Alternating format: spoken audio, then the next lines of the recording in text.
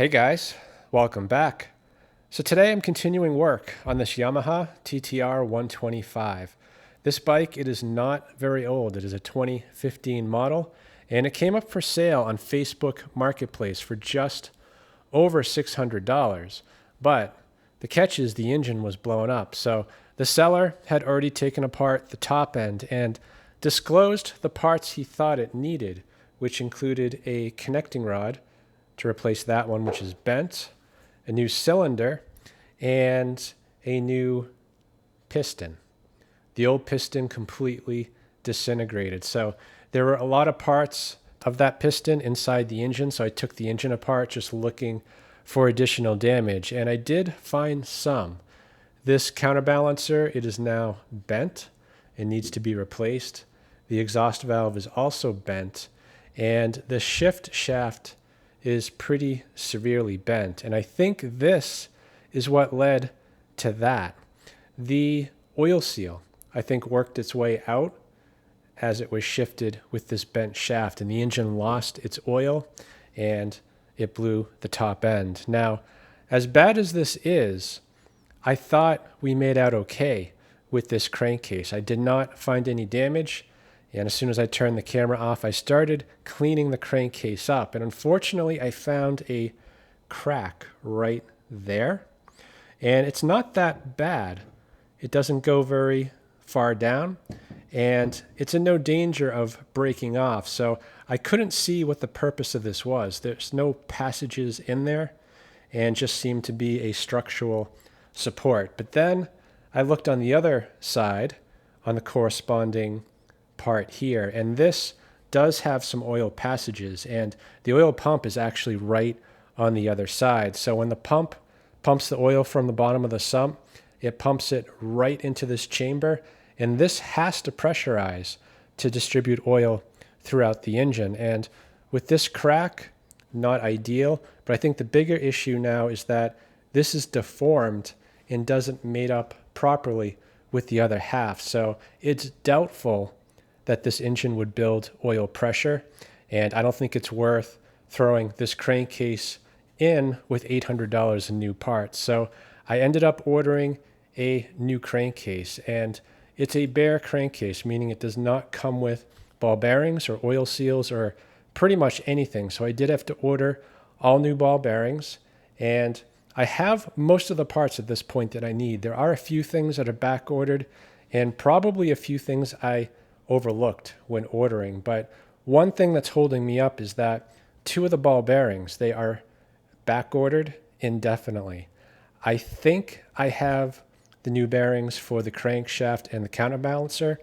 Those are the most important, and I have most of the others for the transmission, but I think two of them are missing. So my hope is I can get those bearings out of here and reuse them. One of them actually already fell out when washing this with hot water. So I'm optimistic I can get the other bearing I need out without causing any damage. And if that's the case, I can at least start putting this together, get the two engine halves together, and just take it as far as I can until the rest of the parts come. So let me get you set up a little bit better and get going on this. So the good news is I have all new ball bearings for this half of the crankcase. This is the clutch side. On the flywheel side, not so much. I have one new ball bearing for right there. Of course, the crankshaft has a new ball bearing on it, but I am missing the ball bearing that goes right here. Luckily, this one already liberated itself, so that can be reused. That's a good bearing still. And the other one I'm missing is the one for the counterbalancer. So I do need to try to get this one out without causing any damage. And luckily, it is the same bearing on both sides. So if for some reason I do damage this or I can't get it out, I will try the other side. But for now, I'm going to try the easy thing and just put this in the sink with some hot water. And that might be enough to free that ball bearing. If not, we'll try some heat, maybe in the oven or a blowtorch.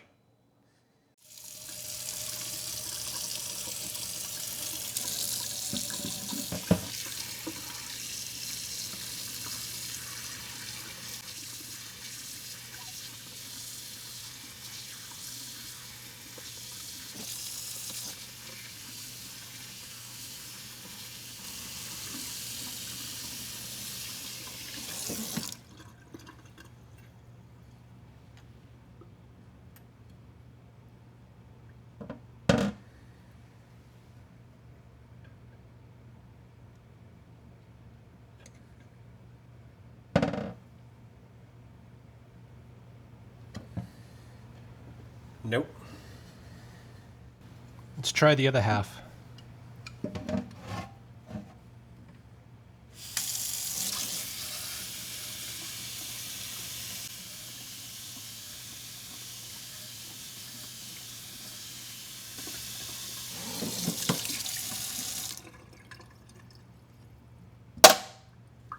There we go.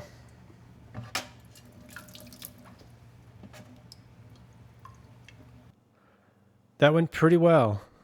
Not so much on the first attempt, but on the other half, that hot water allowed this to drop right out. The bearing's in good shape. I did blow it dry and oiled it just to prevent any rust from forming. So I think it's time to get the crankcase out and take a closer look. Now, I guess before ordering this, I did consider buying used parts or a used engine. And the best I could come up with were used parts that looked really used and weren't going to save a lot of money. And even on the engine side, I found an engine used for about $1,800. So, for the same price, or actually less, I can rebuild this engine and know it's going to be good. So that is the route I took. So let's get that out of the box and take a look at that new crankcase.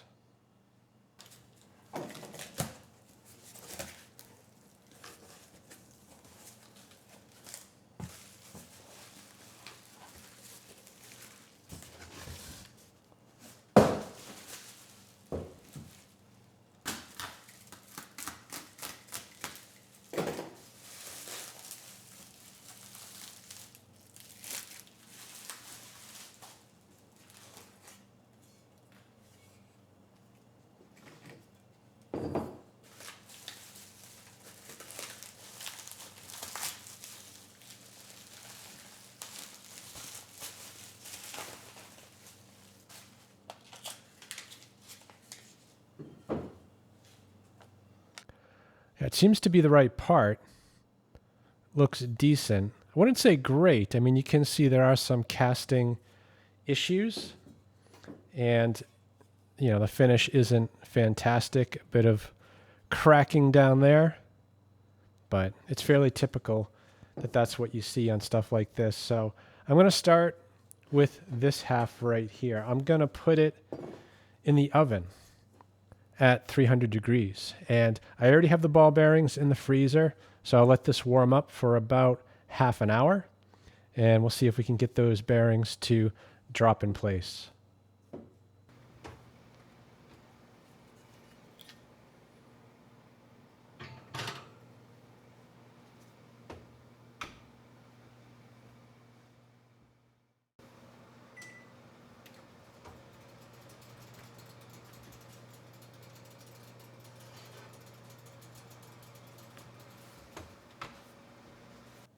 Okay, I need to work pretty fast before things normalize in temperature here. So hopefully these just drop right in. If not, I have the proper size sockets on standby to help assist.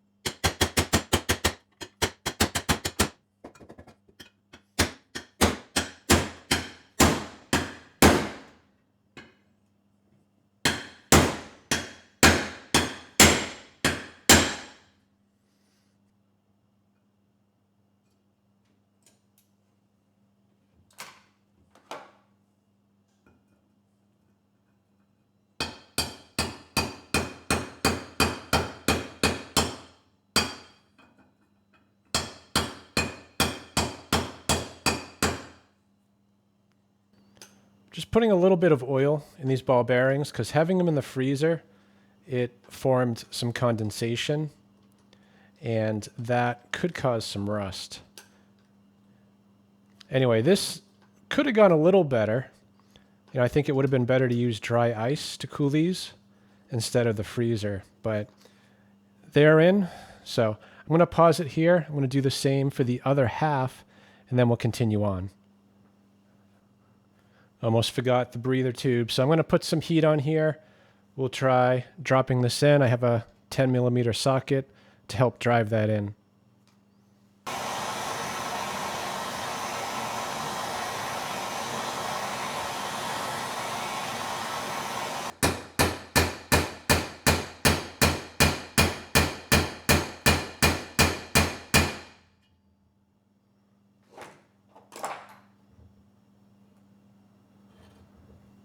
I think that's good. I just finished getting the last 3 ball bearings in on the other half of the case. These did not go any easier, so yeah, I would say dry ice is probably the way to go, but they are in, and while the case is still hot, I think I'm going to try to press the crank in now. That's in the freezer, so let me get it out and see if we can't get that crankshaft installed.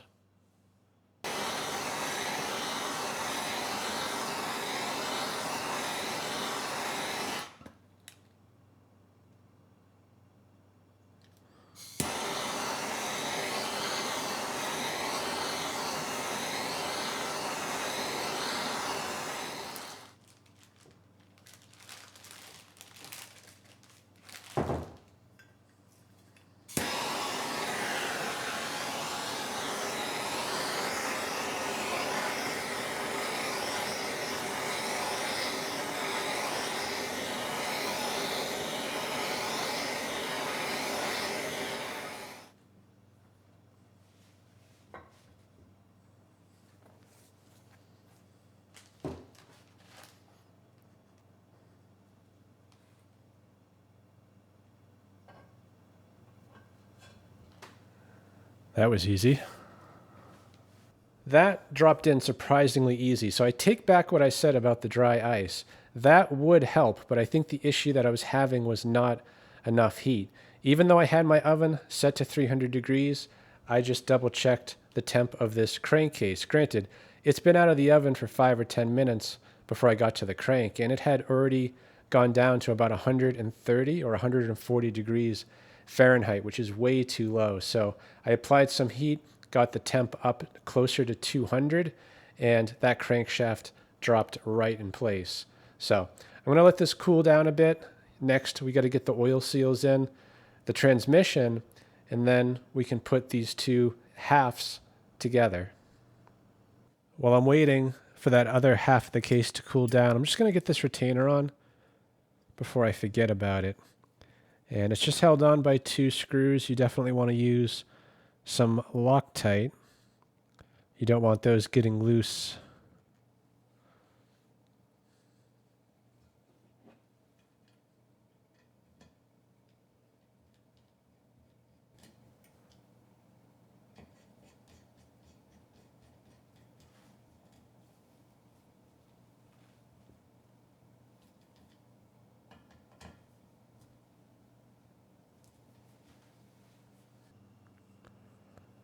I'm going to start with the oil seal for the clutch shaft. Just going to drive that all the way until it seats. And then there's a circlip to hold it in place.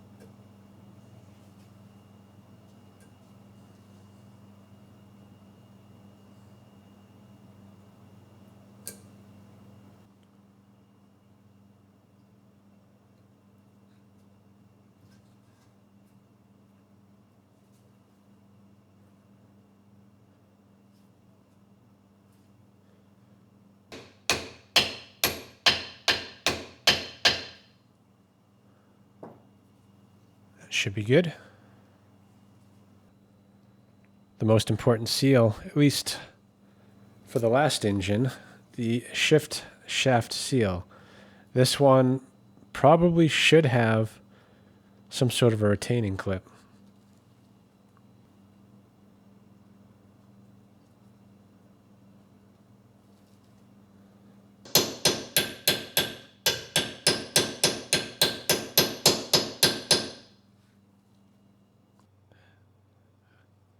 So now we're at the point where we can start populating this crankcase. I'm going to start with the balancer. I've already put some new O-rings on it. We've got it oiled up and it's ready to be installed. Now, you do have to time this. So there are timing marks. One's on the balancer right there and the other one's on this gear right there. So just be sure to line those up.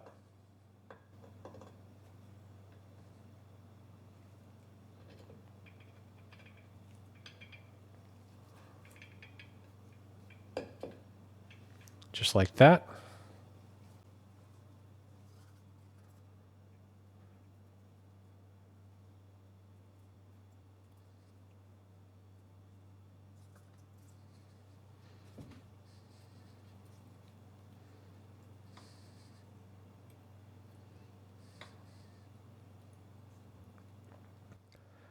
And now we can move on to the transmission. So I'm just going to put a little more assembly lube down here on the bearings. I've already oiled them.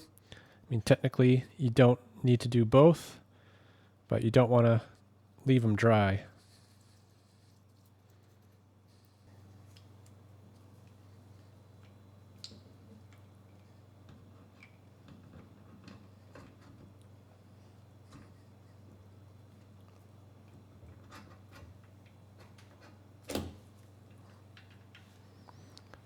Forgot the rod for the clutch.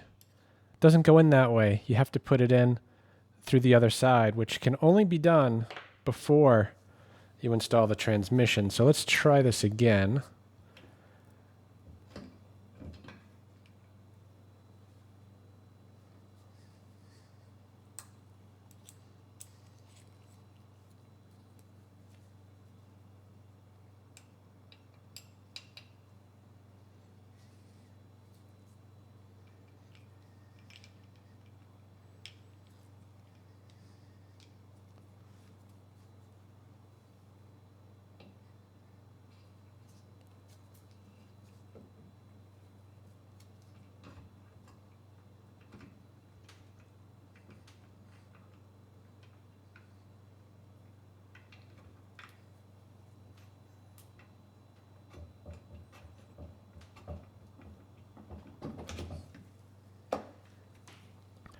There we go.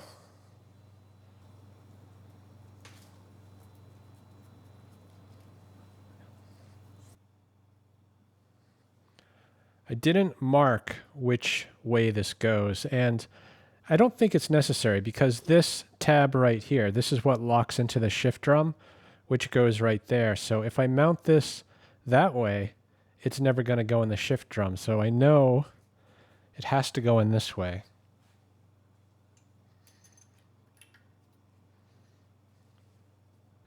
And these are not so obvious. I did zip tie them like this, so I know they go either that way or this way.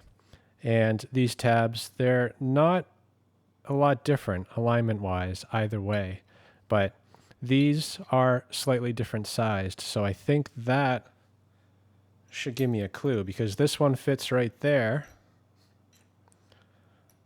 but not on the bottom. And if I try this one on the top, it should be loose, which it is. And it fits fine on the bottom. So that should be the right way.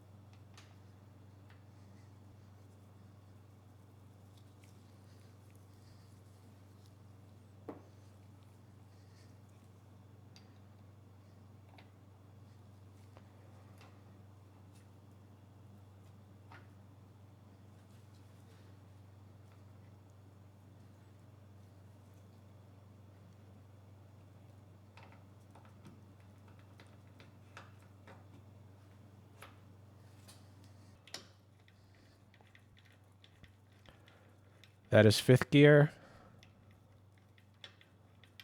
4th, 3rd,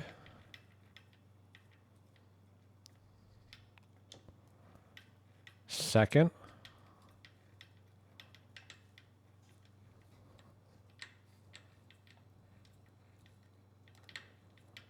and that's first. Let's see if we can find neutral. It's right there. The output shaft is no longer spinning. And now we're in first again. So I think we're good.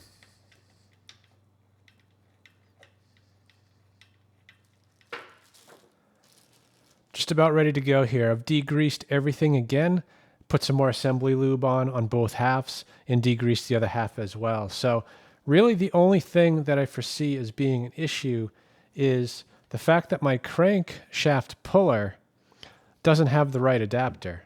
The thread pitch is a little different, so it only goes on about a turn and then gets stuck. So I cannot use the bolts that come with the thread adapter. I can use the bolt that comes with the engine. The problem is there's not as many threads to engage, and also it can't drop down nearly as far in the tool. So although it will work, I'm going to have a lot less thread engagement. So I'm going to have to go pretty easy on it. I'm hoping I don't even need to use the puller, but if it comes to it, you know, I'll apply medium torque. But if it's not going, I might have to put the brakes on this and order the correct puller.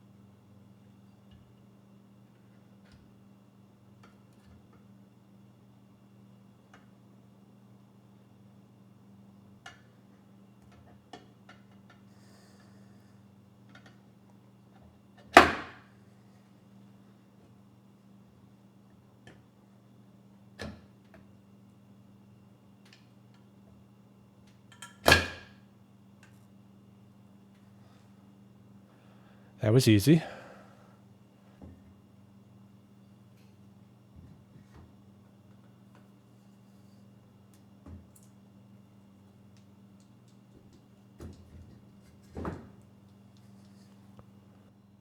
Yamaha says to use a little bit of the Yamabond on these bolts.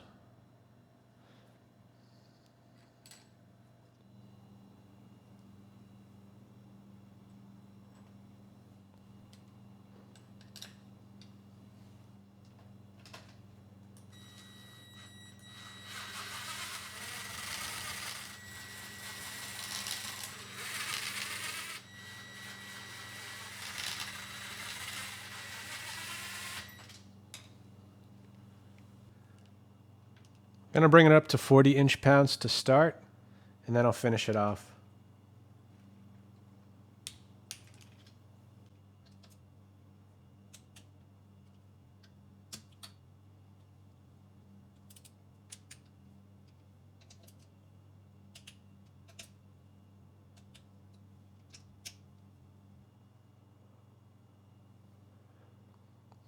And there's two crankcase bolts that go in on the far side here. Now, one of the bolts was missing.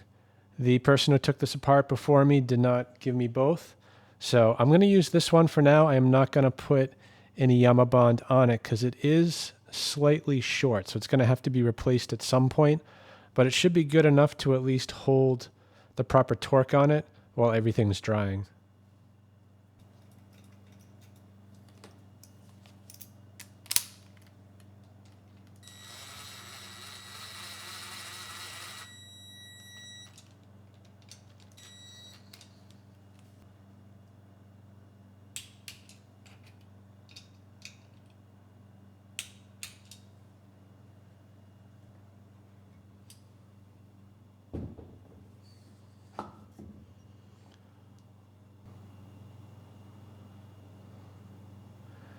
Now I'm worried.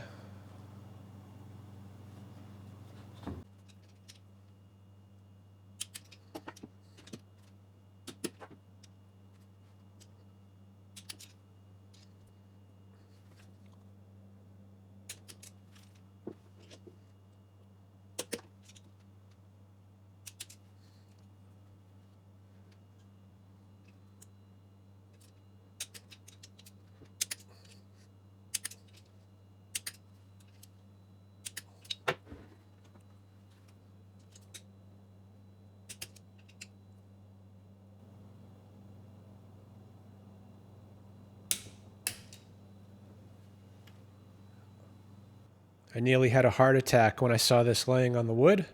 Wasn't sure where it came from, but thankfully I figured it out. It's from the star shift selector. One of them was left in the drum and it fell out. So yeah, thankfully it doesn't belong inside the crankcase. There's not a whole lot I can do right now on this side of the block. I don't have the gasket for the oil pump, and I was not able to get out the dowel pin on the old crankcase. So those parts are on their way. At least this one is. This one I need to order. And I did torque down this shift star. It's 104 inch-pounds, and I just used a piece of wood to kind of jam between these 2 points to lock it up so I could torque it down, and the spring's also in place. So what I do have parts for is the other side. I can fully assemble this side, so I think that's what I'm going to do. But first, I'm going to get this clutch shaft installed and then move on to that.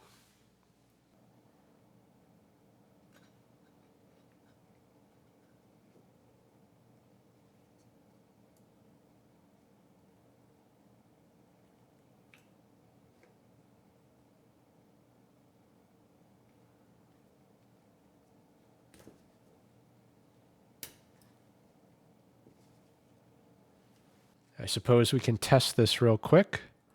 So I'm just going to put a screwdriver right in there and actuate the clutch shaft, and it should push on that screwdriver, which it does. So that is working properly. That's what disengages the clutch plates. So yeah, let's get this side together.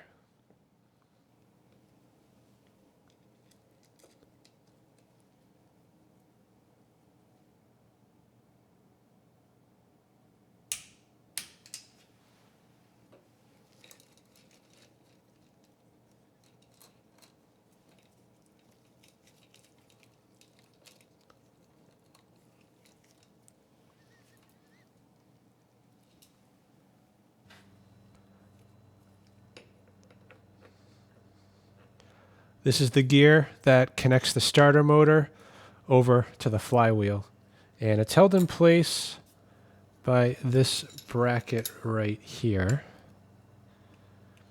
And I'll put some Loctite on the screws. I think they get torqued down to 61 inch-pounds.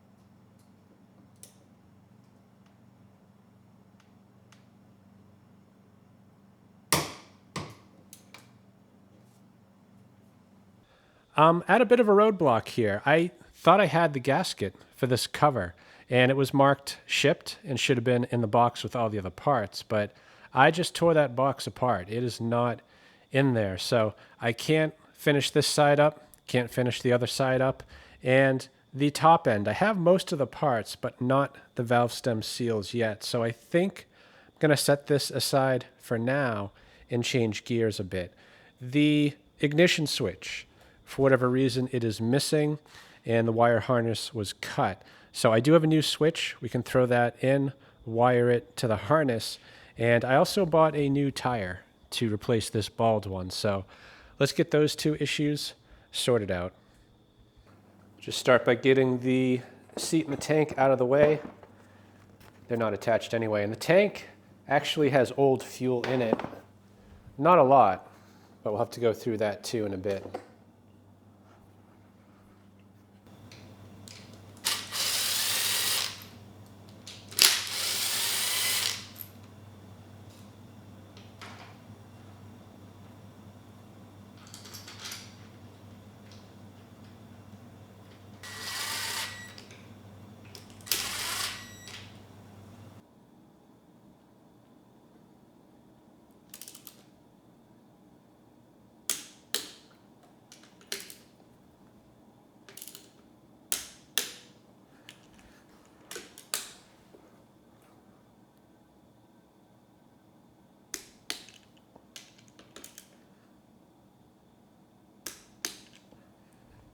And this is the hack job that somebody did.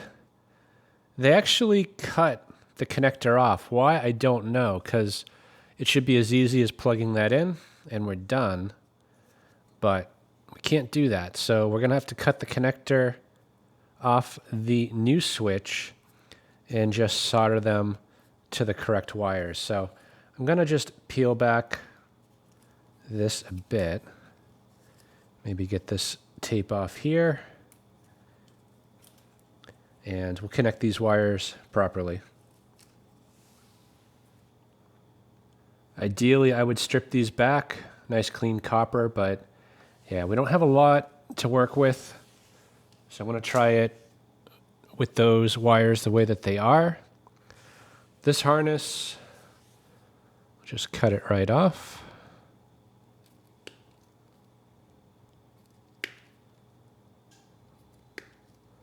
And we'll strip these wires back and connect them up.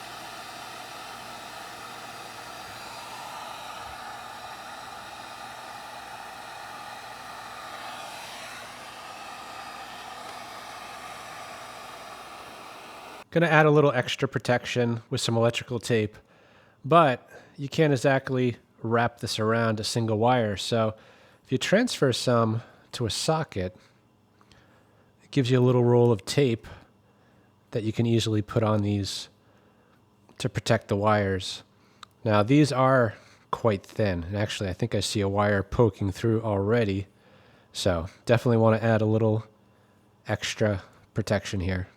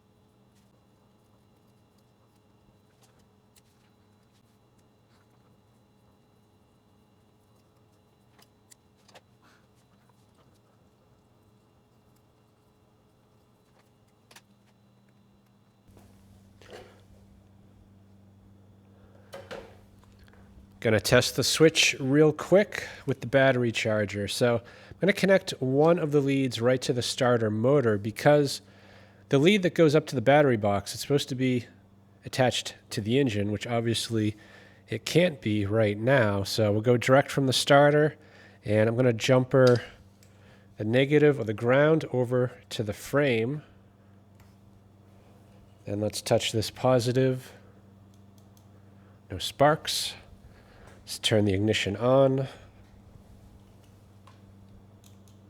No sparks. And we'll try to turn the starter over. Works fine. We'll shut that off. And now we get nothing. So that switch seems to be good.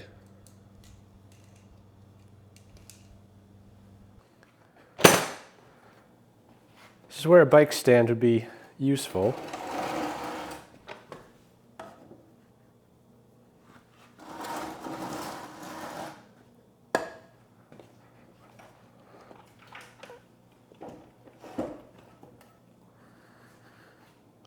That works.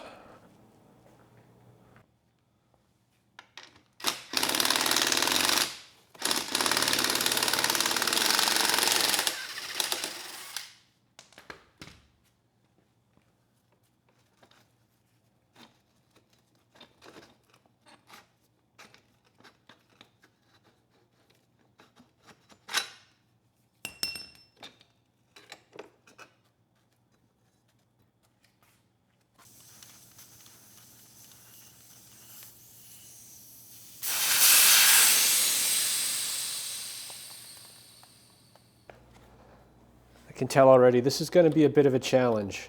Don't have any tools specifically for doing this, but letting the air out of the tire, it did break the bead pretty much everywhere except right here. So I think this is just a bead lock, and once this is loose, I should be able to push it in and free the bead right here.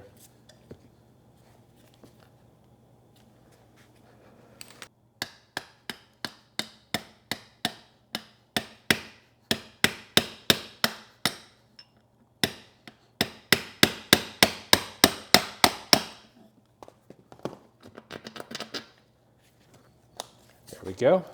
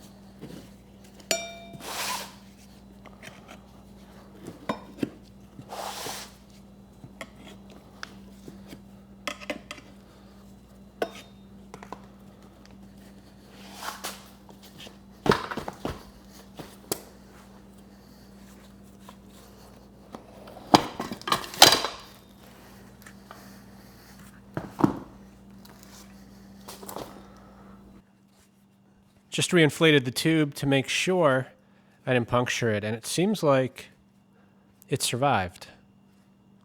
Anyway, got the new tire right here. I'm going to get one side on, then I'll put the tube in and try to get the other side on without damaging that tube.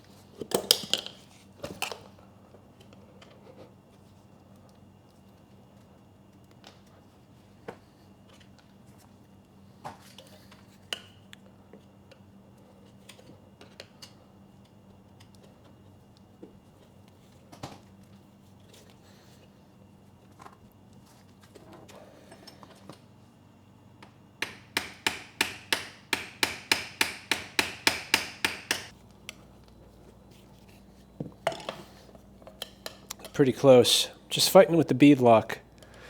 It's got to go up.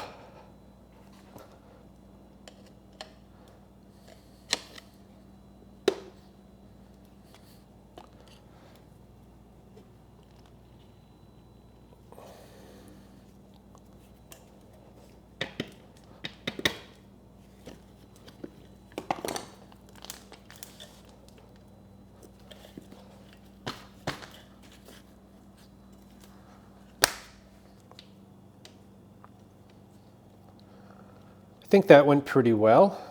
Guess we'll find out in a minute if all the air leaks out.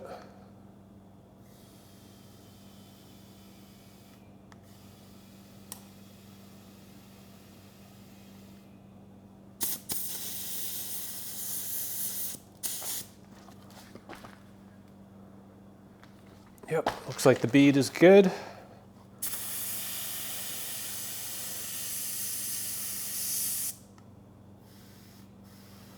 So I should be able to just tighten down the bead lock.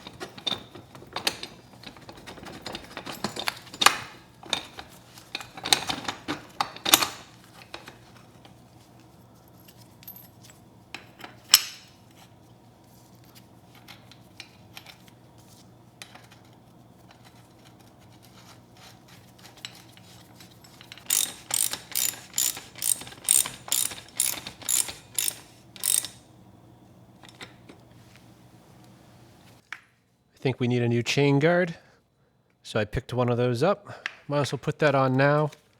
I do feel a little bit like I'm putting the cart before the horse. I'd really like to get that engine going, but that's not an option right now.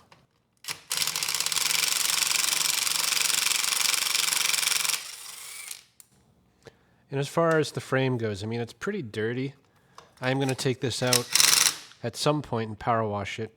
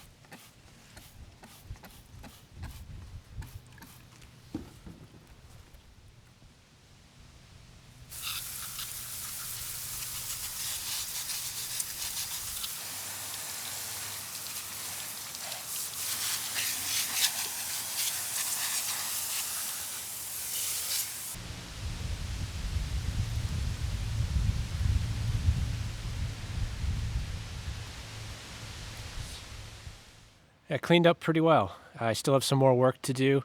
And actually, I stopped recording, but I did use some tin foil and WD-40 to clean the rust off that back rim. So it looks nearly perfect at this point. So I'm going to do the same real quick to the rim in the front because there is a bit of surface rust. That should come right off.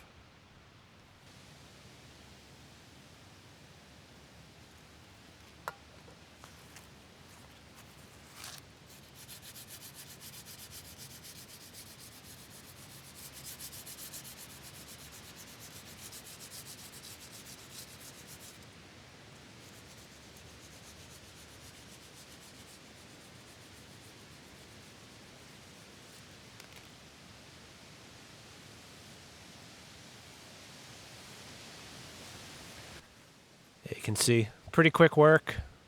Still a bit on there, but it's a lot better than it was. So I'm just going to finish this wheel up and continue on inside. I'm going to take a quick look in the carburetor.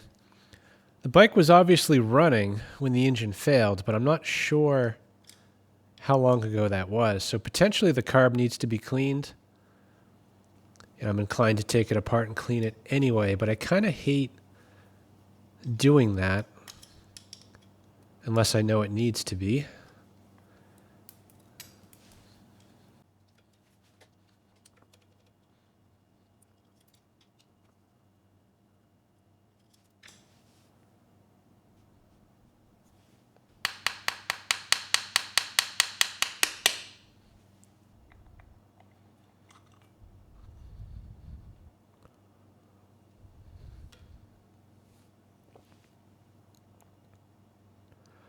Looks pretty good. A little bit of old fuel, but the bowl looks very clean. And so does the carburetor. So while it's open, I'm going to just make sure the jets are clear. This one here definitely doesn't look great. So let's just run through that and make sure they're open. Yeah, I don't think that one's even a jet.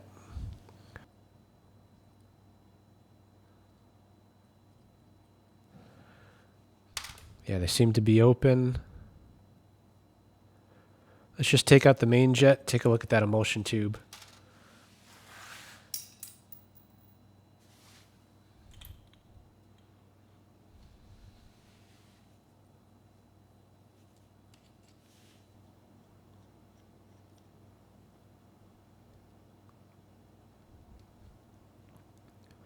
Yeah, it looks perfect.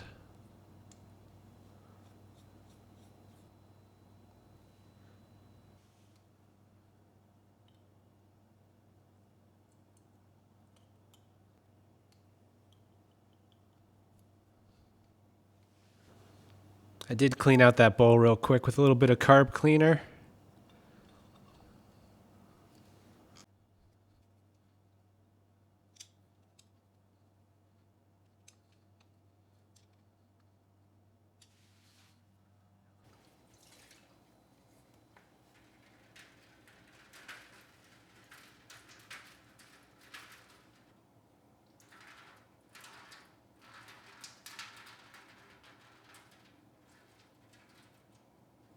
Not much in there, and pretty clean, actually, compared to what was in the carburetor. I've taken this bike as far as I can. I think it's ready for the engine, but I don't have the parts yet. They're on order, they haven't shipped, and this video is getting kind of long, and I still have a ways to go. You know, that said, I don't think it's going to take too long to finish getting this together once I have the parts. Really, we just have the cover here, a few things over here, and then of course the top end. That'll take a bit of work, but once it's done, we can just drop it on the bike and take it for a test drive. So I'm going to cut it here. We'll pick up on part 3 where we left off. So I hope this video helps someone. Thanks for watching.